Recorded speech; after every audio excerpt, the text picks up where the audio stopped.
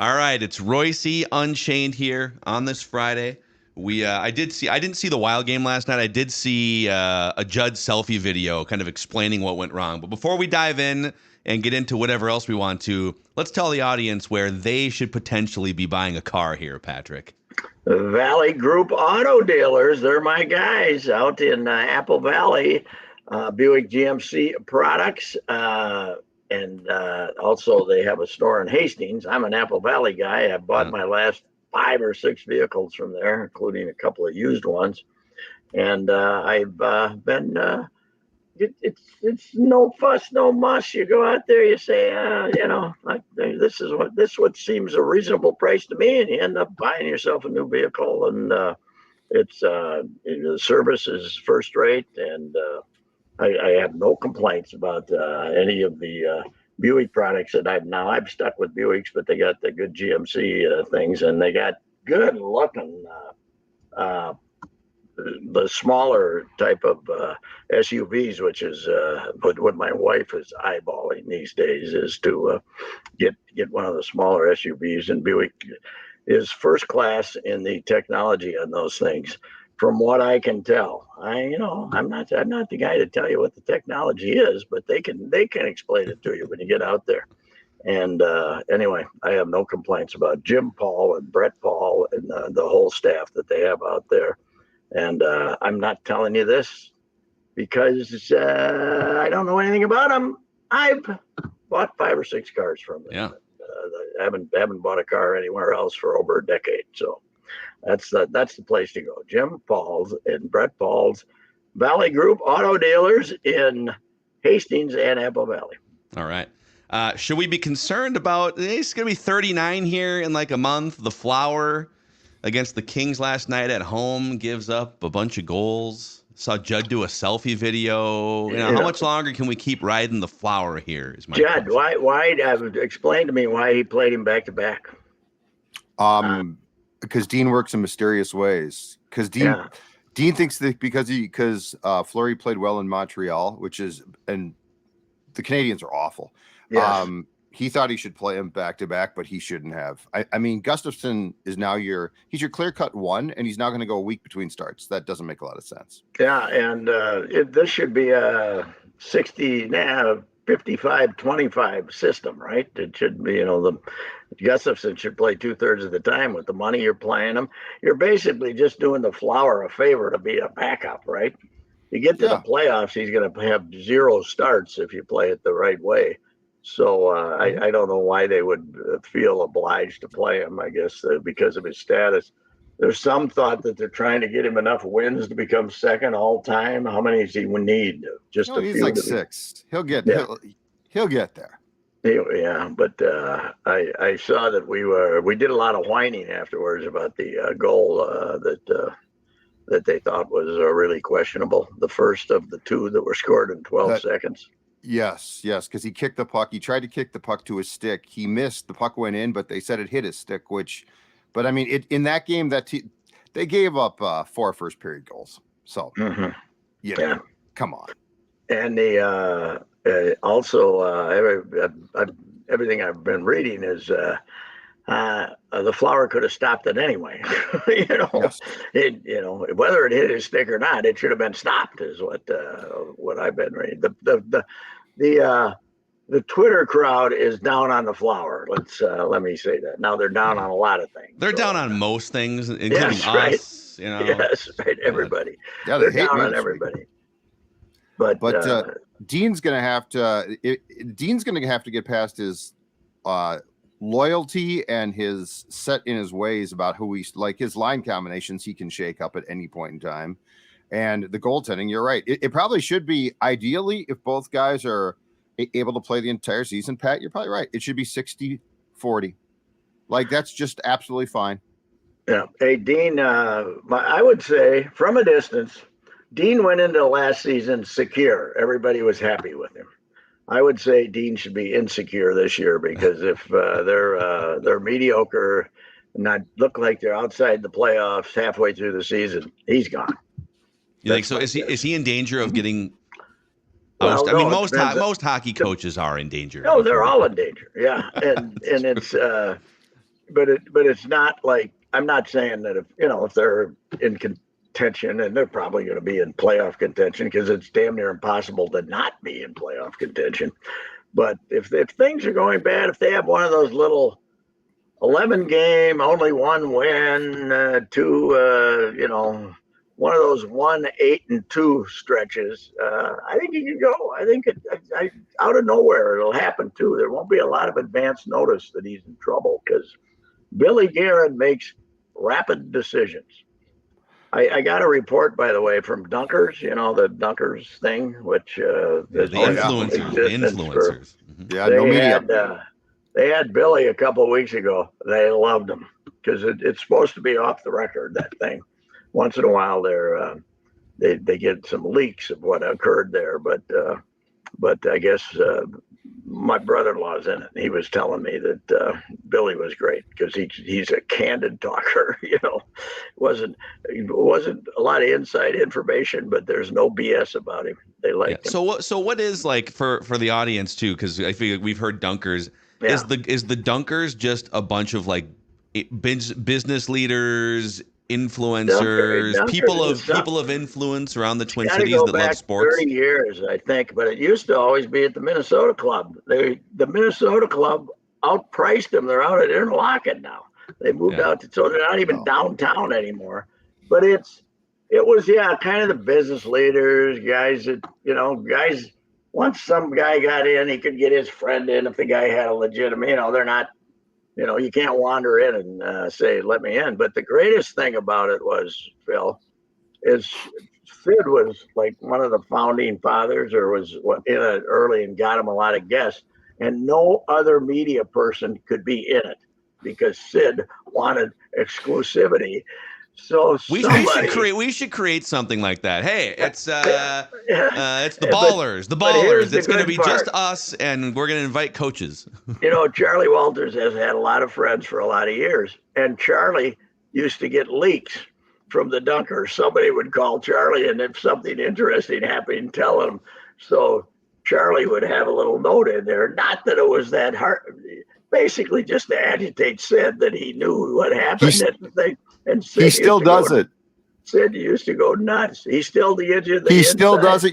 You can find so and so. Like, I guarantee you, a Bill Guerin thing will come out. Yes. Okay. Little birdie told me. Yeah, I guess Mona get it up and lecture them about every month again. We can't be having these leaks. We give these guys confidentiality. He said they had Andy Luger a couple of weeks ago, though. The U.S. attorney here for Minnesota and for this district, the guy who's fighting the gangs in Minneapolis, and he was extremely interesting, I guess. So, do they take people's phones, or make you, like, when you go to a concert, sometimes they'll make you put your phone in a plastic baggie, No, I don't think they do that. I don't know. I've been there twice in my life, and it was always I think maybe only once. I've been there for the Bud, when they honored Bud, and they had a panel there to talk about Bud, and then Bud was there. And a couple of years ago, I think one other time, but it was more of I was never the guest, but I was like with the guest a couple of times. So doesn't Joe Schmidt? I think Joe Schmidt goes. Joe Schmidt's in now. Joe's in now. Oh, did Joe get in?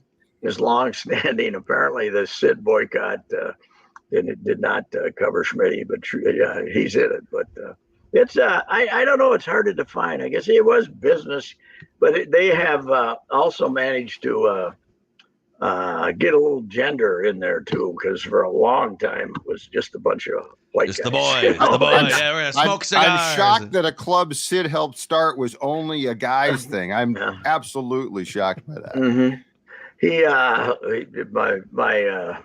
When I helped get I used my brother-in-law's. He's a prominent downtown accountant, was for years, and deserved to be in, but Sid sponsored him. I got Sid to sponsor him, right? So it was Sid's duty to introduce this new member, and he spent 8 minutes talking about the other new member that he knew that had been for a long time, and then he mentioned my brother-in-law's name and said, I don't know what he does, but he's Racey's brother-in-law. Yeah. That was the Not quite sure. endorsement. Yeah. That was the endorsement he gave him. So Classic. He used to rule that thing with an iron fist, though. He didn't want anybody else finding out these inside information. Although, if something happened there, he would report it, but not say it came from Dunkers. I guarantee you, Guerin dropped no fewer than 3 F-bombs, and that's why they loved him. Loves the F-bomb. Marvelous at it, too. He has well-timed F-bombs, too. You know, like meaningful F-bombs. He doesn't just do it for giggles like Bernsey. I mean, it isn't part of his conversation. I think it's done for effect, right? Yeah. With Guerin. I mean, I think it's also just part of his day-to-day vocabulary. Plus, it's hockey. I mean, the slap shot. Everybody thinks slap shot was a satire. It wasn't. It wasn't the hockey locker room. That was the hockey locker room. It was not a satire. It was almost a documentary. On the way. You're not wrong. Yeah, I mean, go back to my favorite ever 24/7 was it 24/7 or was it on HBO? The Rangers and the Flyers, when you had the foul-mouth Lavalette having a foul-mouth contest with Tortorelli addressing their team. It was fantastic. It's unbelievable inside. I don't think the NHL ever wanted to look inside locker rooms again after that one. And Pat, they've now switched teams. Yeah. Oh, right. From then. So Laviolette's now the Rangers coach. I mean, this is what I love about hockey. And Torts is now the Flyers coach. That's great. How can you keep hiring Tortorelli? Everybody who's ever played for him hates him. How many teams is he up to now coaching? Is it 6? It got to be 5 or 6. Tampa Bay, the Rangers, the Canucks, the Blue Jackets, the Flyers. Yeah. Yeah, it's been 5. So it's 5. It has been unbelievable. Now, the guy who's going to get fired in about 10 minutes, this guy in Edmonton, he better watch out. Huh? They're giving up 20 goals a game. They got beat again last night, I saw. He dropped a press conference F-bomb, I saw. Oh, good. That's when you know you're stressed. That's when you're near the end with the old excuse my language after realizing he had let the F-bomb go. But yeah, that's not a good sign for a coach when you're dropping the post-game press conference F-bomb. Well, I'm hope to have a productive November and get one of my 4 visits in November. I don't think I'm gonna make it in October. I don't think I'm gonna make it in October, but plenty of room for you, Pat. Hope to get in November. Yeah. Hey, Come sit by me. I got lots of room. We now have. I saw this last night before going to bed here. We have reached. So they've been doing for college football games. I believe the spreads go back to like 1996. I saw. Mm-hmm. And we're down to 30.5 for an over-under. You're kidding me. Which is gone down. It is the lowest. People are hammering the under. It was 32.5, and people are hammering the under, and it's down to 30.5. Gophers-Iowa, the lowest over-under in a Power 5 game in 30 years or maybe going back to 96. So it's now number 1 because it was like one of the lowest 3. Now it's number 1. Yes. Come on. Keep betting. We could get it under 30. That'd be historic, wouldn't it? At what point do you take? Is there value in the over? I still think I'm going under. I think somebody might.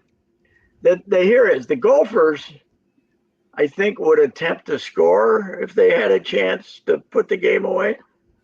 But if I was leading by 3, you have no chance to have the score move. They'll just keep punting it back to you. God. Your only chance is if the Gophers get ahead and Iowa has to do something. Could there be a case to be made that they actually should, for the first time ever, factor in a bet on who will score more, the defenses or offenses? Yeah, there is. I think the defenses that Hawkeyes defense might be good for at least 7. Well, last week they had a safety. Last week they had a touchdown, 2 field goals, and a safety, and like 12 punts. And the punters kicks it down to the 8-yard line every time, and they 15-6 was the final score at Wisconsin. And I can't remember if this came up on this show or somewhere else, but Iowa. So their schedule is really easy the rest of the way. They're currently 6-1. Their loss was at Penn State, which was a top 5 or 10 team in the country, and Penn State's obviously in the East. So Iowa right now leading the Western Division. They get Minnesota, Northwestern. These next 4 are all home games. Minnesota, Northwestern, Rutgers, Illinois, and then they play at Nebraska to end the regular season. How can you have 4 home games in a row? That's stupid. I don't know. Unless there's is there a neutral site in here? It's a good question. Unless ESPN has it wrong. Yeah, it could be a mistake. But even if one of those is a road game, they're going to be favored in all of these games. There's a good chance Iowa goes 11-1. What are they favored by? Like 3? 3.5 against the Gophers. 3.5, yeah. You're favored. You're rated. You're playing a team that just got beat 52-10, and you're favored by 3.5. They're gonna play because they beat Wisconsin, so they have the tiebreaker. They're gonna play in the Big Ten championship game, and they're probably gonna be 11-1 when they play in that game. But let me say this. 40. Let me say this. We lost to Northwestern because we had no NIL money. Okay, we've established that. Yeah. We lost to Michigan because they were stealing our signals over on the sideline. They were 52-10. It might have been, we might have beaten them 24-21 if they weren't stealing all our signals. Have you guys now seen the Greg Schiano halftime interview from that game where he's clearly some weird stuff going on? Yeah, Coach, how do you get your run game going again? No, there's just some weird stuff going on. Yeah. How do you not ask the follow up? Yeah. Well, she had her questions and she said, "How about those 4 interceptions or whatever it was?" And Schiano's trying to hand it to her on a plate, but she didn't. They're stealing our signs. Yeah, but what about the fans here? Aren't they fantastic? Yeah, we just need to go in and figure out what's happening. You got to think this started with Rutgers accusing them, huh? That Rutgers might have, I mean, Schiano must have, because they started the investigation. I'm sure that, but they keep going after Harbaugh, and he'll have to serve another 1-game suspension that he gives himself, like they did the last time. Yeah, it's. Michigan State released a statement saying we're going to go ahead with our game, and we've been warned. And they released a statement on they're prepared to go. So anyway, I mean, I don't know. Like also all these coaches are if you can get if someone can get an edge on a signal on the sideline. Now, if they're like tapping into headphones and stuff, that would be a big deal. This is a suggestion that they put a guy in the stands. They scout the games and put binoculars on them and see what they're flashing. I see. I guess I know it's against the rules, but like in baseball, if I can stand on second base it's not against the rules, but it's supposed to be on sportsmanlike behavior. They don't have anything specifically in the rules. That's what the Giants did to us in 2001. That's right. Nobody listened to them. They were on our headsets. That's right. They were actually tapping into technology. I heard a story one time. I think Booney told us the story a couple years ago about Alex Boone, because he played for Jim Harbaugh in San Francisco, and he told us that Jim thought that when they would travel to Seattle to play the Seahawks, that the team hotel they would stay at, he was convinced that Pete Carroll had it bugged because they just had a couple weird games. It just felt like he was very paranoid. So what he would do is he would gather people in a meeting and he would say, "Hey, everything I say for the next 10 minutes is BS. Okay? So here's what we're going to do." Yeah, he's crazier than a hoot owl. One of my favorite moments ever in the Metrodome was when Ditka grabbed his face mask and they threw that. They were kicking our ass and he decided to change of play and then threw an interception, and the Vikings ended up coming back for one of their great comeback victories, and Ditka wanted to kill him, Harbaugh. So I guess the story was because we were at a ESPN thing years ago, and Tom Waddle, who played receiver on that Bears team, was there, and he said the story was Ditka going into that game said, "This place is too loud. Don't audible ever." Don't ever audible. And so they get to the line of scrimmage, and Harbaugh sees a matchup he likes, and he audibles, and no one hears it. No one hears it, and he throws that pass. Todd Scott picks it off, and Ditka just melts down. That was fun, man. Those years when Ditka came in and Mike Lynn, what was it, the roller skates or something? The roller dome. He called it the roller dome, and then everyone hated the dome because Ditka called it the roller dome. And then if you remember, there was a series in about 85 where Billy Martin went crazy.